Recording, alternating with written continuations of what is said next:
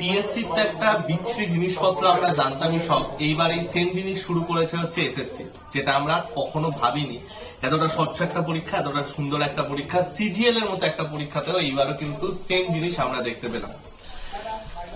আমাদের last cut off গেছিল হচ্ছে 153, কিন্তু কালকে সিজিএল একটা নোটিশ আউট করেছে রাত্রিবেলায় এসএসসি, যেখানে আরো এক্সট্রা 600 সামথিং স্টুডেন্টকে ওরা অ্যাড করেছে সিজিএল।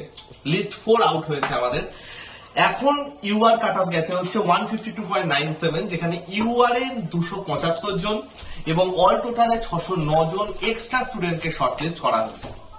এর আগে আমাদের টিয়ার 2 এর ডেট অলরেডি আউট হয়ে গেছিল 18, 19, 20-তে, কিন্তু এই 609 জনের জন্য এক্সট্রা কি হচ্ছে, এই 609 জনের জন্য 18 তারিখ থেকে তারা কার্ড ডাউনলোড করতে পারবে, অ্যাডমিট কার্ড, এবং 20 তারিখে তারা এক্সাম দেবে।